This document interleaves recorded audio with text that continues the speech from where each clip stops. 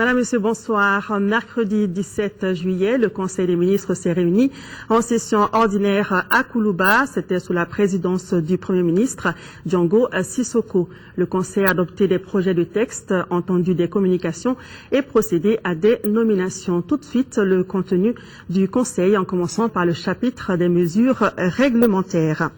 Sur le rapport du ministre de la Poste et des Nouvelles Technologies, le Conseil des ministres a adopté un projet de décret déterminant la procédure de sélection et les profils des membres de la Direction générale de l'Autorité malienne de régulation des télécommunications, des technologies de l'information, de la communication et des postes.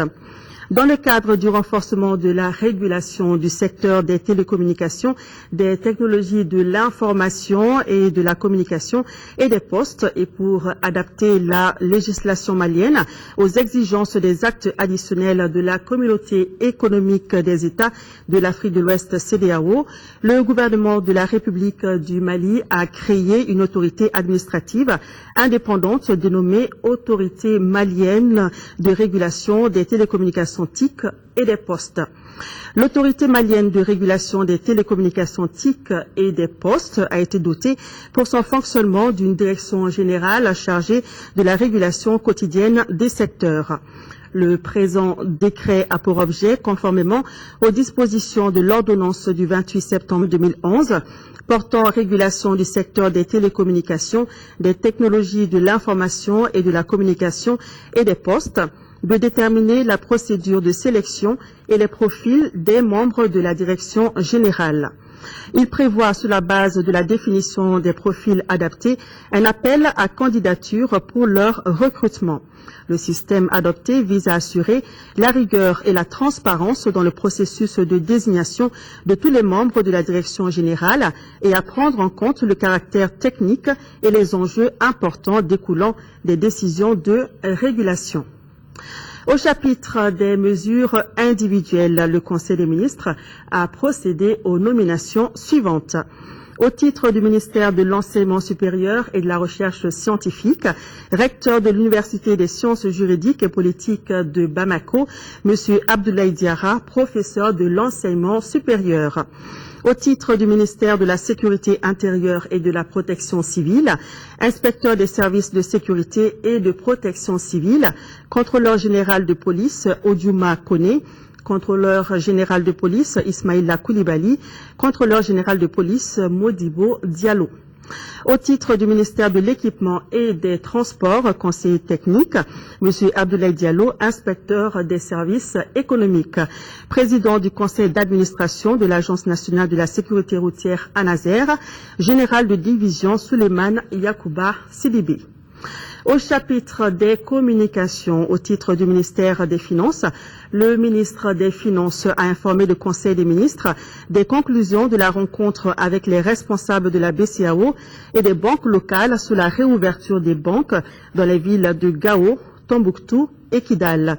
Les responsables des banques ont marqué leur accord pour la réouverture de l'agence de la BCEAO à Mopti et des agences des banques à Gao, Tombouctou et Kidal. Le gouvernement prendra à cet effet des dispositions pour renforcer les mesures de sécurité et pour rétablir les réseaux d'eau et d'électricité. Il prendra également des dispositions pour le rétablissement des liaisons téléphoniques dans les meilleurs délais par les opérateurs concernés. Au titre du ministère du Commerce et de l'Industrie, le Conseil des ministres a été informé de la situation des stocks et des prix des produits de première nécessité. Les stocks disponibles sur le territoire national couvrent les besoins de consommation pour toute la période du Ramadan et les prix à la consommation des produits de première nécessité sont dans l'ensemble restés stables. Au titre du ministère du Travail, de la fonction publique et des relations avec les institutions, le Conseil des ministres a été informé de l'évolution des travaux des commissions de conciliation mises en place au niveau du ministère du Travail, de la fonction publique et des relations avec les institutions, avec les ministères concernés pour la gestion des préavis de grève déposés par le syndicat national de l'enseignement supérieur, et le syndicat national de la santé, de l'action sociale et de la promotion de la femme. Le Conseil des ministres a demandé au ministre de poursuivre le dialogue avec les 10 syndicats. Voilà ce qu'il fallait retenir du Conseil des ministres de ce mercredi 17 juillet. Tout de suite, le jingle de la page élection.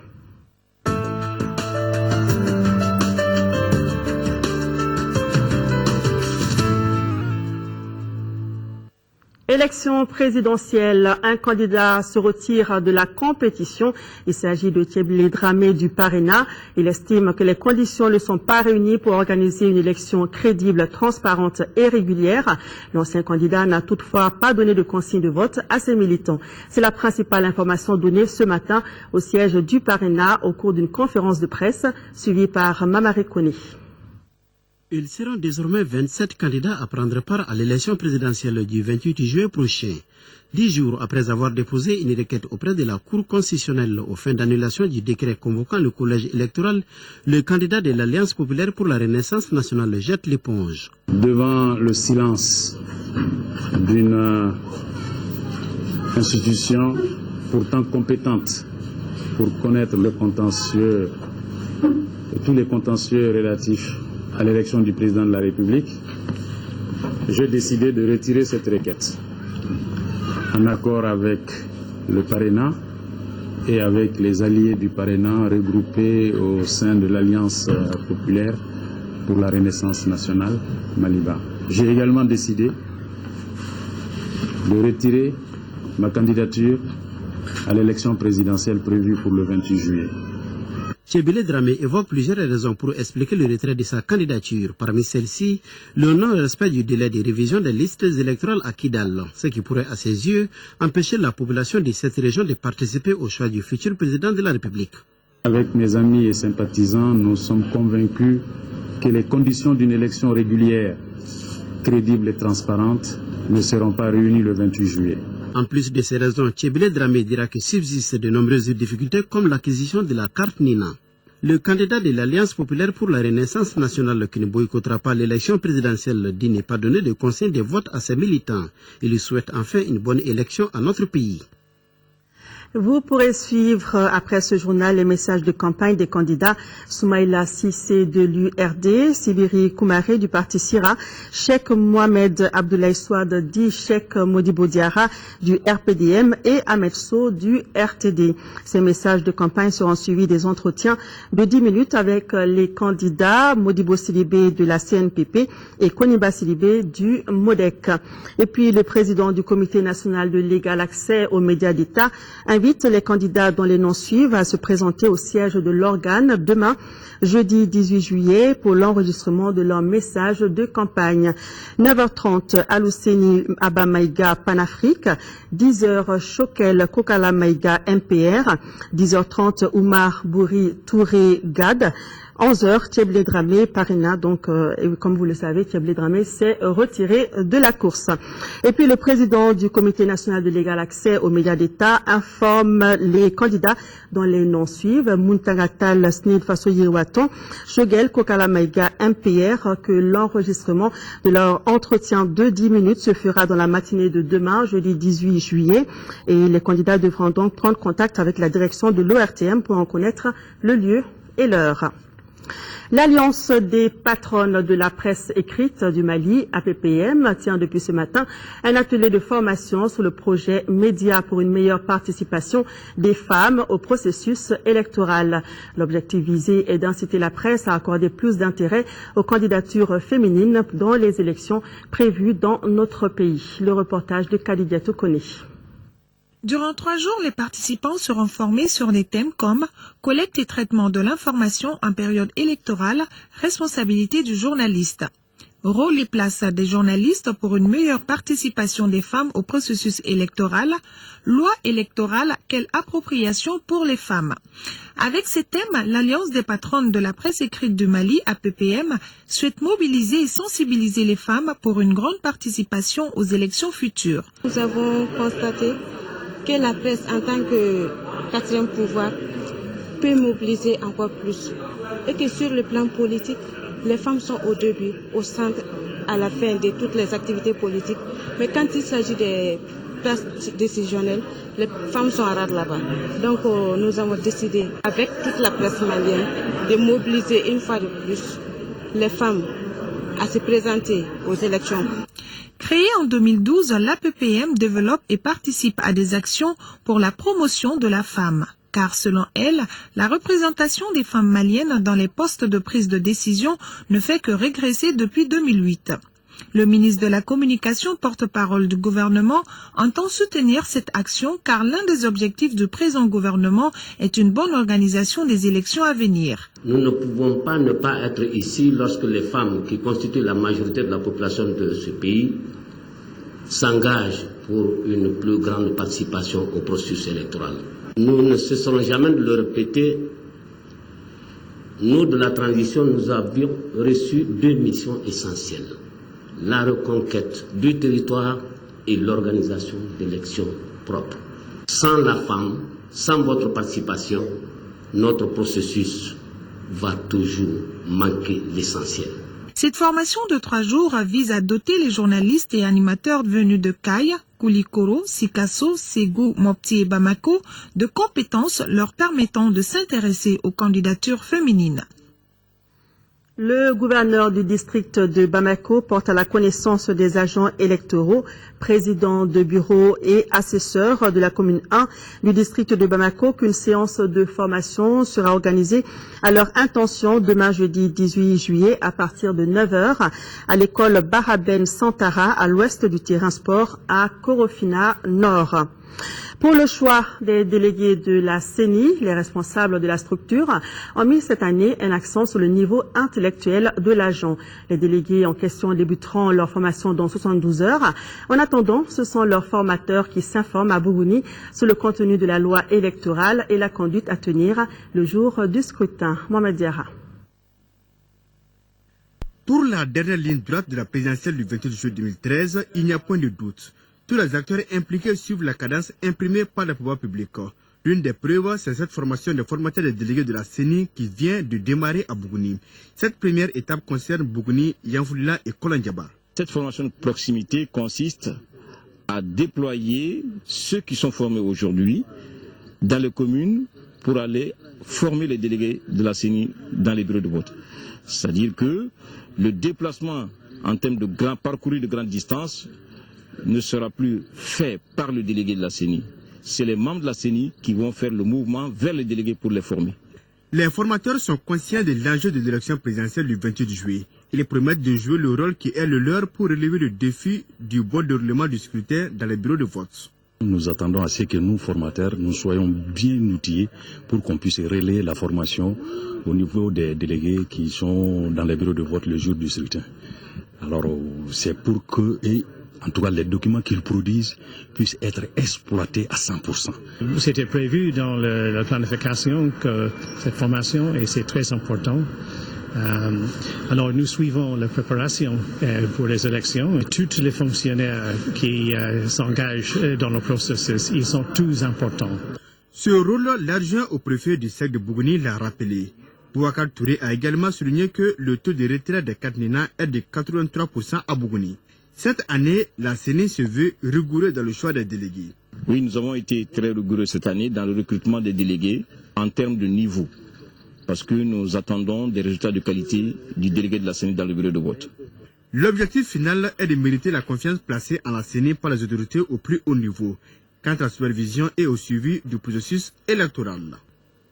L'ambassadeur du Mali au Sénégal, Moulay Ali Khalil Askofare, a assisté ce matin sur invitation du général Pathé Seck, ministre de l'Intérieur du Sénégal, à l'École nationale de police à Dakar, à la cérémonie de remise de drapeaux au premier contingent des forces de police sénégalaises devant se rendre au Mali.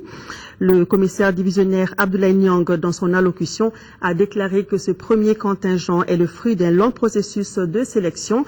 Il a par ailleurs rappelé les objectifs de la mission du contingent au Mali, notamment la sécurisation et la protection des populations, la stabilisation de la situation sur le terrain, œuvrer pour un meilleur développement des populations locales et contribuer au rétablissement de la sécurité.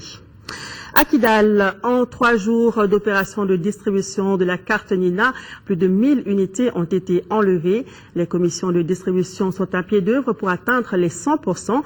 Dans la région, le cercle de Tessalit est la seule localité où les autorités ont connu des difficultés liées à un déficit de communication. Écoutons le gouverneur de la région de Kidal, le colonel-major Adama Kamisoko. Il est au micro de Fousseini Tunkara. La distribution des cartes ont effectivement commencé à partir du vendredi. Donc du vendredi à la date d'hier, puisque la journée d'aujourd'hui n'est pas terminée, nous avons 1196 cartes retirées. Donc voilà un peu la situation des cartes retirées sur les 3 cercles.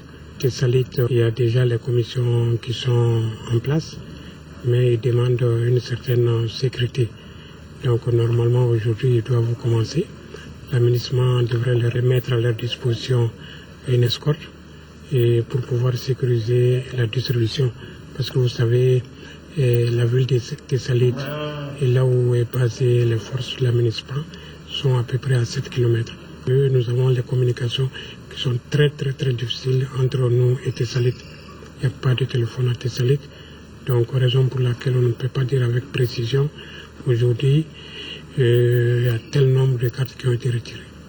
La région a aujourd'hui 134 bureaux de vote, c'est-à-dire au niveau de le cercle de Kidal, 68 bureaux de vote, le cercle de Tenesako, 17 bureaux de vote, et le cercle de Bibara, 20 bureaux de vote, et le cercle de Tessalit, 29 bureaux de vote. Donc au total, 134 bureaux de vote. Le vendredi, il n'y avait pas une mobilisation, mais depuis le samedi jusqu'à la date d'aujourd'hui, il y a quand même une mobilisation parce que certains cercles arrivent à enregistrer plus de 600 ou 700 retraits par jour. Donc je crois qu'il y a une mobilisation autour du retrait des cartes. La musique comme facteur de sensibilisation et de mobilisation en faveur d'un retrait massif des cartes Nina, c'est la mission de la caravane musicale du Centre malien pour le dialogue interparti et la démocratie qui était ce mardi au stade Babemba Traoré de Sikasso. Le reportage de Sekou Konati. Pour ce concert de sensibilisation initié par le Centre malien pour le dialogue interparti et la démocratie CEMDID et ses partenaires du PNUD, et l'ambassade du Royaume des Pays-Bas en faveur d'élections apaisées et participatives, la jeunesse du Kénédougou a répondu à l'appel. Tant la vision des initiateurs demeure la même pour la jeunesse de Sikasso. Insister auprès des populations pour qu'ils jouent leur partition dans le processus d'organisation des élections, à savoir participer massivement et rester dans une dynamique positive de paix, de cordialité. Abdoulaye Diabaté donne alors le ton des spectacles dont l'accès était subordonné à la présentation de la carte Nina. Et carte Nina sera le premier titre qui viendra soulever le public du stade Babemba Traoré.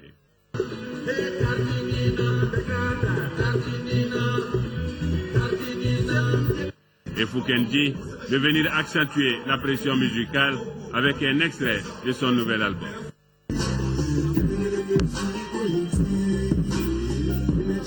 Ce qu'on souhaite seulement, c'est qu'il ne faut pas se limiter à prendre les cartes Nina parce que les cartes sont jolies. Non, mais il faut prendre les cartes parce que les cartes, c'est le moyen indispensable pour pouvoir voter. Au regard de l'engouement engendré par cette initiative du CEMDID et de ses partenaires, l'on est en droit de s'attendre à une participation effective de la jeunesse du Kénédougou au scrutin du 28 juillet prochain. Le ministre de l'administration territoriale informe les citoyens que 3 numéros verts sont mis à leur disposition à travers son centre d'écoute et d'orientation de l'électeur pour toute information concernant le processus électoral. Ces numéros verts fonctionnels à partir de demain jeudi 18 juillet sont les suivants: 80 00 11 37, 80 00 11 38 et le 80 00 11 39. Les numéros s'affichent au bas de votre écran. Le ministre s'est compté sur le civisme de tous. Ce 28 juillet, les Maliens choisiront pour la 5e fois depuis 1992 le président de la République. Pendant que les politologues cherchent toujours à savoir pourquoi une multiplicité de candidatures pour le fauteuil présidentiel, il reste constant que le taux de participation reste le ventre mou de cette haute compétition électorale. Le dossier du jour est consacré à quelques aspects de l'histoire de la présidentielle malienne sous la 3e République. Un dossier signé Abbas Fambogori Traoré. Après la conférence nationale de 1991, notre pays a très tôt mis le cap pour se hisser dans le club restreint en Afrique des démocraties nouvelles, le multipartisme intégral en bandoulière. Passage obligé, les urnes. Les présidentielles de 1992 avaient pour objet le retour du pays à une vie constitutionnelle normale. Donc, l'objet fondamental, c'était la mise en œuvre de la Constitution du 25 février 1992, qui lui-même a été adopté par référendum en janvier 1992. Ainsi, de janvier à avril 1992, nos concitoyens se mobilisent tour à tour pour le référendum, les élections municipales, législatives et présidentielles. À cette première épreuve, ils étaient 9 candidats. Après un premier tour, Alpha Oumar Konaré et Théoulé Mamadou Konaté s'affrontent au cours d'un arbitrage électoral. Au deuxième tour, 20,97%. Au finish pour Alpha Oumar Konaré, élu président. Quels enseignements retenir de cette première présidentielle malienne de 1992? L'enseignement fondamental de cette présidentielle, c'est qu'il y a quand même eu un débat contradictoire entre les deux candidats au second tour pour permettre à l'opinion de savoir leur projet pour le Mali. Les présidentielles n'ont même pas atteint les 30% en 1992, ce qui est un peu un paradoxe pour un pays qui a, si vous voulez, sacrifié près de 300 de ses fils pour arriver à la démocratie et que les citoyens boudent les urnes. En 1997, un mandat fini et notre commence. Mais à mi-parcours, la Cour constitutionnelle devient fonctionnelle. La Cour constitutionnelle est une juridiction, c'est-à-dire que ses décisions ont autorité de la chose jugée et que ces décisions sont sans appel et s'imposent à toutes les institutions et à tous les citoyens du Mali. En ce qui concerne les élections présidentielles et législatives, l'importance de la Cour constitutionnelle se situe à 3 niveaux. Premier niveau, avant le scrutin. Deuxième niveau, pendant le scrutin. Et troisième niveau, après le scrutin. En droit, une juridiction qui statue sur le contentieux électoral, une juridiction qui proclame les résultats de l'élection, c'est cette juridiction qui doit en principe recevoir le serment du président de la République. Mais dans notre cas précis du Mali, puisque la Cour n'était pas fonctionnelle en 1992, l'élection du président de la République a été, si vous voulez, gérée par la section constitutionnelle de la Cour suprême. Et à cette époque-là, le président de la République a prêté serment devant la Cour suprême. Aussi, la CENI, la Commission électorale nationale et indépendante, entre dans les mœurs électorales chez nous. Les tensions politiques sont passées par là.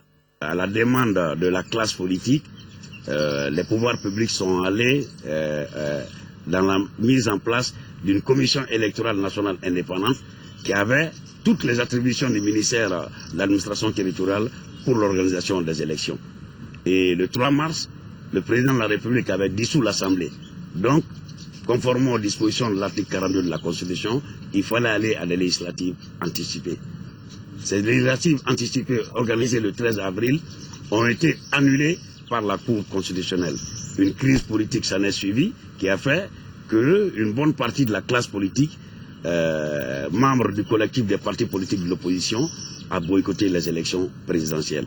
Parce que s'ils étaient 10 postulants au départ, à l'arrivée, il n'y avait que 2 candidats, le président sortant contre un candidat de moindre envergure, Feu Modou Baturou Diaby. En 2002, les Maliens retournent aux urnes pour un nouveau président.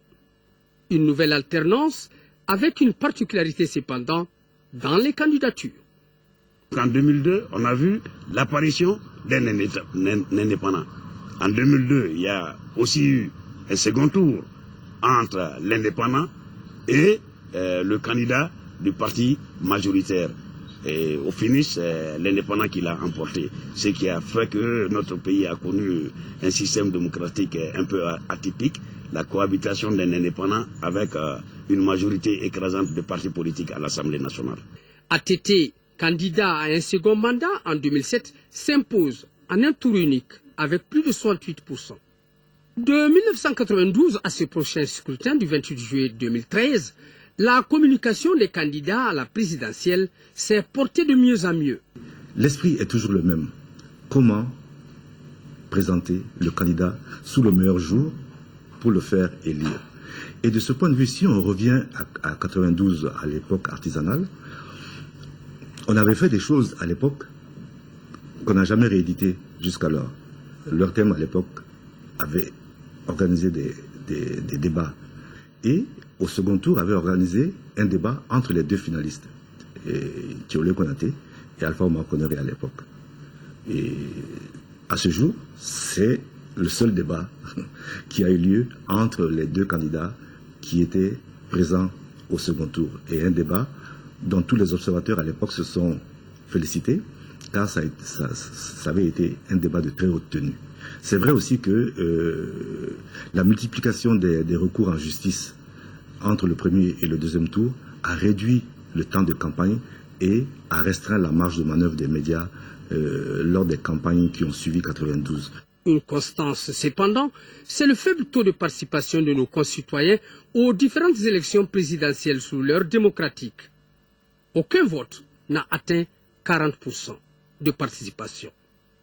Le challenge ici, c'est inverser cette situation qui pèse sur la légitimité de nos présidents.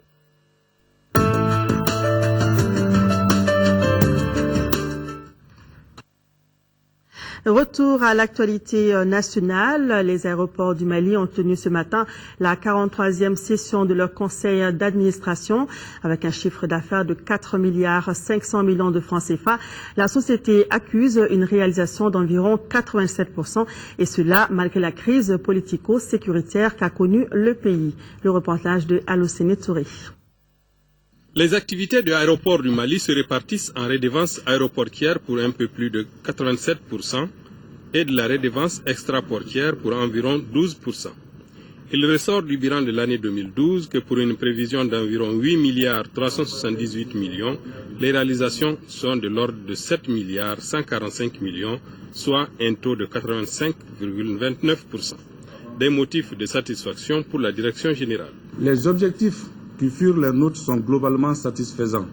Sur le plan qualitatif, le suivi de nos qualités a été renforcé. Un programme de contrôle qualité des services et prestations a été élaboré. Le programme du système de management de la sécurité se poursuit. Les mesures de sûreté d'aéroport ont été renforcées. La communication interne a été améliorée. Le taux d'indisponibilité des équipements et infrastructures a été réduit. Les activités de certification environnementale continuent toujours. Les engagements financiers ont été exécutés correctement sur le plan quantitatif. Aéroport du Mali a enregistré un chiffre d'affaires de 4 milliards 500 millions de francs CFA, soit 87% de taux de réalisation par rapport à la prévision. Malgré une conjoncture particulièrement difficile, Aéroport du Mali a maintenu les objectifs de l'année 2012 pour 2013 et une projection de 7 milliards 900 millions de francs CFA, soit une augmentation de 10%. Envisager la relance économique dans un bref délai à Gao avec l'ouverture des banques et la mise en place d'un système d'approvisionnement en denrées de première nécessité, c'est le souhait du ministre de l'économie et de l'action humanitaire. Pour y arriver, le ministre a rencontré le gouverneur et les chefs de service de Gao. Le reportage de Daouda Zoumana Traoré. La population de Gao a souffert et elle a besoin de se mettre au travail après la reconquête des zones occupées.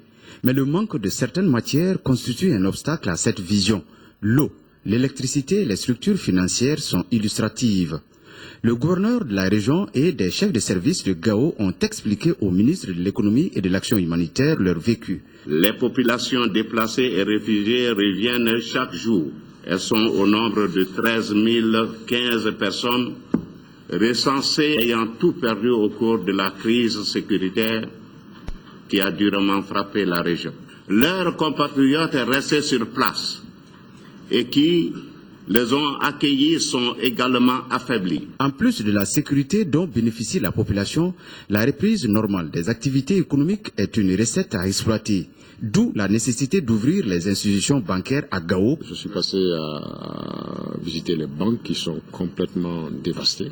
Ce que j'ai vu en tout cas me pousse à penser qu'il faut qu'ils trouvent d'autres solutions que d'attendre la reconstruction de ce qui a été fait. C'est après avoir écouté les chefs de quartier qui ont trouvé les dons insuffisants que le ministre Traoré s'est rendu au magasin de stockage de vivres de son département. Il est bien fourni et n'attend que la distribution. À la région de Gao, nous avons offert 130 sacs de riz, 21 sacs de lait, 60 sacs de mil, 60 sacs de sucre. Alors, je viens de constater que la dotation de Gao, c'est-à-dire celle de Gao, est arrivée. Il est là. Le gouvernement est en train de tout mettre en œuvre pour améliorer les conditions de vie de la population. Dans les jours à venir, des efforts seront consentis dans les secteurs de l'agriculture, de l'élevage et de la pêche, entre autres, qui connaissent des problèmes. Le ministre Traoré a jugé utile d'appuyer symboliquement 2 associations de femmes déplacées des quartiers Château et Aldjana-Bajan afin qu'elles puissent entamer des activités économiques tout en envoyant leurs enfants à l'école. Bientôt, une antenne du Haut Commissariat aux réfugiés sera installée à Gao. L'information a été donnée par la représentante au Mali de l'organisation à l'issue d'une rencontre avec le gouverneur de la région de Gao et les chefs des services. Le Haut Commissariat aux réfugiés entend appuyer les déplacés et les réfugiés de retour pour leur réinsertion socio-économique. Daouda Zoumana Traoré. Le retour normal des réfugiés et déplacés à Gao est un défi que tout le Mali se doit de relever. C'est pour cette raison que le Haut Commissariat aux réfugiés HCR, partenaire privilégié au Mali agissant dans ce sens, veut intervenir à Gao auprès des milliers de personnes revenues au Bercail. Nous sommes prêts à intervenir aux côtés du gouvernement pour leur apporter l'appui nécessaire, tout en sachant qu'il y a des réfugiés qui rentrent spontanément des pays voisins et des familles déplacées qui rentrent aussi des différentes régions du pays. Nous sommes là, à ce moment-là, pour apporter une assistance autant que faire se peut. L'équipe du HCR sera accueillie à bras ouverts par les autorités et la population de la région de Gao, dira le général de brigade Modou Adamandialo. Un bon climat de sécurité sera mis en place pour leur faciliter la tâche qui est très complexe. Ça ne va pas être facile à gérer, mais si nous avons l'appui du gouvernement à nos côtés, la charge deviendrait aussi simple que ça. Les échanges ont également porté sur la participation à l'élection présidentielle des réfugiés qui sont dans les pays frontaliers. Des voies et moyens sont mis en place pour qu'ils ne soient pas en marge de ce processus. Solidarité en ce mois de Ramadan, les populations de Kidal viennent de bénéficier de 100 tonnes de vivres, d'une ambulance et de médicaments dont offerts par le gouvernement et remis par le gouverneur de Kidal. C'était en présence de notre reporter Fousseni Toukara. Les 4 camions contenant 100 tonnes de vivres composés de 80 tonnes de riz, 3 tonnes de lait, 5 tonnes de petits mil, 5 tonnes de sucre, 50 bidons d'huile de 20 litres, 231 cartons de couscous et 5 cartons de thé sont bien arrivés à Kidal. Ce don du gouvernement s'ajoute à une ambulance et 415 kg de médicaments. Il s'agit entre autres des antibiotiques, des anti-inflammatoires, des antipaludiques et des solites. Cette donation gouvernementale à toute la population de Kidal a été bien accueillie par les bénéficiaires. Les préfets, sous-préfets et les élus se chargeront de la distribution de ces vivres. Quant aux médicaments, la direction régionale de la santé se chargera de sa gestion. Selon les chefs de l'exécutif régional, ce don sera suivi bientôt par d'autres gestes du gouvernement malien. Vous le savez, le président de la République par intérim est depuis hier à Abuja au Nigeria. Sur place, le professeur Djankouna Traoré participe aux travaux de la 43e session ordinaire de la conférence des chefs d'État et de gouvernement de la CEDEAO qui ont démarré cet après-midi. La session examine les conclusions de la 70e session des ministres des Affaires étrangères et la situation politique au Mali figure en bonne place au menu de ce sommet. Plusieurs chefs d'État africains ont répondu présents, dont bien entendu le président de la République par intérim. Envoyés spéciaux à Abuja, à Bouitouri et Dembawan. Cette 43e session ordinaire fait le point de l'ensemble des derniers développements depuis le sommet de février 2013 de Yamoussoukro en Côte d'Ivoire. 12 chefs d'État sur les 15 de la CEDEAO sont présents. Le président Goodluck Jonathan, hôte du sommet, s'est félicité des progrès obtenus en un temps record dans la résolution de la crise malienne et bissau-guinéenne. Le président Alassane Ouattara, qui est à son deuxième mandat en tant que président de la CEDEAO, est revenu plus en détail sur l'ordre du jour de la conférence. Cette session, a rappelé le président Ouattara, se tient dans un contexte régional largement dominé par l'actualité politique au Mali. Tous les efforts en cours pour parfaire l'intégration de nos économies et l'œuvre de construction communautaire sont bien évidemment liés au préalable de la paix, de la démocratie, de la stabilité et de la sécurité. C'est fort des progrès réalisés que je voudrais, en votre nom, réitérer nos remerciements au président Goodluck Jonathan, co-médiateur dans la crise malienne, président du groupe régional de contact sur la Guinée-Bissau, au président Blaise Compaoré, médiateur dans la crise malienne, et au président Alpha Condé, médiateur dans la crise bissau-guinéenne. Beaucoup de personnalités pour ce sommet d'Abuja, le représentant spécial de l'Union africaine, le représentant spécial du secrétaire général des Nations Unies, tous ont loué les efforts déployés par la CEDEAO dans la résolution de la crise malienne et ont appelé à une coopération internationale plus soutenue dans la lutte contre le terrorisme. Une minute de silence a été observée à la mémoire de tous les officiers et soldats morts dans la lutte contre le terrorisme au Mali, au Niger et au Nigeria. Retour à Bamako avec l'élan de solidarité de l'ONG islamique Relief. En ce mois de Ramadan, plus de 2000 personnes du district de Bamako et de la ville de Kati ont reçu des vivres d'environ 120 millions de francs CFA. Adama Koulibaly. Ces femmes et ces hommes sont venus répondre à l'appel de l'ONG islamique Relief. C'est pour recevoir du vivre. Vivre composé de riz, de spaghettis, de sucre et d'huile. 234 tonnes de ces produits sont partagés entre 227 ménages dans le district et à Kati. C'est une aide faite par Islamic Relief à l'endroit des personnes vulnérables en ce mois de Ramadan. Islamic Relief initie chaque fois des actions de mobilisation des ressources financières pour venir en aide aux personnes vulnérables durant le mois de Ramadan. La cérémonie répond aux stratégies de Islamic Relief, à savoir sauver la dignité humaine et assurer l'autonomisation des communautés. Islamic Relief, pour respecter son engagement envers cette couche de personnes vulnérables, avait mobilisé 120 millions de francs CFA afin de pouvoir acheter ces produits. C'était l'occasion pour les bénéficiaires face aux autorités de rappeler et de reconnaître les gestes de générosité de l'ONG. Des remerciements qui ont été relayés par le représentant du ministère du Développement social, de la solidarité et des personnes âgées. C'est le lieu et l'occasion de remercier, féliciter et encourager l'ONG Islamic Relief pour tout ce qu'elle a fait et continue de faire pour les populations en besoin d'assistance. D'autres actions de solidarité de l'ONG sont prévues dans d'autres localités du pays. En vue de la mise en œuvre d'une plateforme politique de l'élevage au Mali, un atelier consultatif a ouvert ses travaux ce mercredi à Bamako. L'objectif recherché est d'améliorer la contribution de l'élevage à la sécurité alimentaire. Le reportage de Mamourou Sidibé.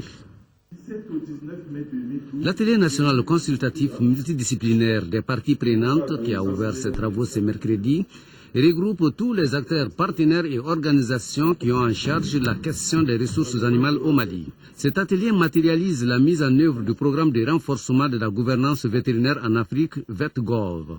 La réunion qui se déroula pendant ces 3 jours à venir permettra de mieux comprendre le programme de renforcement de la gouvernance vétérinaire en Afrique afin de préparer le secteur de l'élevage à l'élaboration de meilleures politiques, stratégies et législations. Elle vise également à l'amélioration d'une alliance forte autour d'une plateforme de concertation, mais aussi avec d'autres institutions au niveau régional et international.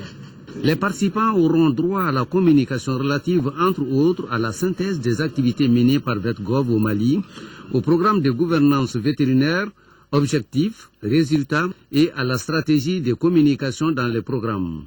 Le programme intervient sur les 3 axes suivants. 1. La création d'un nouvel environnement propice et participatif grâce au plaidoyer et aux actions de promotion de la connaissance sur la base de résultats concrets. 2. Le renforcement des capacités institutionnelles et individuelles en matière d'analyse des politiques, de formulation et de mise en œuvre des initiatives de renforcement institutionnel des services vétérinaires. 3. L'encouragement du changement à travers les initiatives d'appui avec effet de levier important.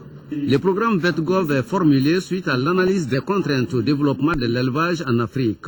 Il couvre tout le continent. À Sikasso, Handicap International vient de présenter son projet Agir pour l'épanouissement des enfants handicapés, une occasion pour passer en revue les réalisations déjà faites par l'ONG. Au RTM Sikasso, le reportage de Bambi Idrissa Touré. En initiant cette journée de suivi du comité de pilotage Handicap International veut soumettre à ses partenaires les résultats obtenus dans la mise en œuvre des activités du projet Agir pour la pleine participation des enfants handicapés par l'éducation, appel après une année d'intervention. Au jour d'aujourd'hui, selon les statistiques plus ou moins officielles, il y a environ 10% de la population malienne qui appartiennent à la couche des handicapés. Donc c'est très important et il est indispensable que des dispositions soient prises pour assurer leur éducation. Cette démarche dédiée à l'éducation inclusive enregistre déjà des acquis en 3e région, parmi lesquels des formations en éducation inclusive des enseignants, formation des organisations des personnes handicapées des APE et CGS en éducation inclusive, dotation des écoles en matériel pédagogique, construction des rampes d'accessibilité, identification des enfants handicapés et leurs orientations vers les écoles, entre autres. L'éducation inclusive, faut-il le rappeler, désigne un système éducatif qui devient accueillant pour tous et qui se dote de moyens pour répondre aux besoins de tous les enfants en situation de vulnérabilité, y compris les enfants à besoins éducatifs spécifiques, en se basant sur la diversité et le partage des différences. Rappelons que le projet Agir pour la pleine participation des enfants handicapés par l'éducation de Handicap International intervient dans 6 pays de l'Afrique de l'Ouest, à savoir Burkina Faso, Libéria, Mali, Niger, Sénégal et Togo. Sport, football, championnat national Ligue 1, 28e journée. Le COB réconforte sa position en battant Attack Club de Kidal à 2-0. Et c'est par le même score de 2-0 que l'ASB a gagné contre l'Office du Niger Sport. Les rencontres ont eu lieu hier au stade Modibo Keita. Le résumé de Diarra Konaté. Attack Club de Kidal, qui a déjà la tête en deuxième division la saison prochaine, veut tenir tête au COB. Ces derniers cherchent à monter sur le podium. Ce qui dénote la détermination des Olympiens de Bamako à gagner la bataille. Dès la 4e minute, la défense adverse est prise à défaut. Mamadi Diané profite d'une erreur pour conclure l'offensive des Verts de Bamako, 1-0 score à la mi-temps. La seconde manche sera émaillée de fautes de chaque côté. C'est ainsi que Boubacar Doumbia, le portier de Kidal, lors d'une de ses sorties irrégulières, est expulsé en même temps que le joueur olympien Mamadou Tunkara suite à une charge sur le gardien. Le COB continue de provoquer la défense de Kidal et obtient un penalty à la 70e minute. Aboubakar Diarra n'étant pas face au portier. Avec cette victoire de 2-0, le COB peut désormais bien prétendre au podium. Auparavant, l'ASV, l'une des 6 équipes de la Ligue de Bamako, sérieusement sous la menace de descendre en Ligue 2, affrontait l'Office du Niger Sport de Ségou, le seul club de l'intérieur irrélégable pour le moment. L'ASV, qui est monté en Ligue 1 en 2011, espère rester dans l'élite du football malien. Cela passe sûrement par des victoires sur l'ensemble des matchs des 3 journées restantes. Ce duel entre l'ASV et l'Office du Niger Sport, qui a besoin d'une victoire pour se maintenir, s'annonce palpitant. Les joueurs de Grand Tibrou n'avaient d'autre choix que de jouer l'offensive. Mais l'ASV va se créer d'énormes occasions de but sans parvenir à les concrétiser. Le nul vierge sanctionne la première période. À la reprise, la domination de l'ASB aboutit finalement en fin de partie. Les visiteurs vont prendre 2 coups durs, c'est-à-dire 2 buts inscrits par Boubacar Sissoko à la 88e minute et Soboa Soroba à la 90e. Avec 27 points, l'espoir est donc permis pour l'association sportive de Bamako de rêver pour le maintien. Elle est en ballottage favorable avec la Janac de Bamako, 27 points chacune, devant l'ASCO 26 points. Voilà, c'est donc tout pour cette édition. Merci de l'avoir suivi. Je vous retrouve demain soir et Mohamed Touré vous donne rendez-vous dans la mi-journée.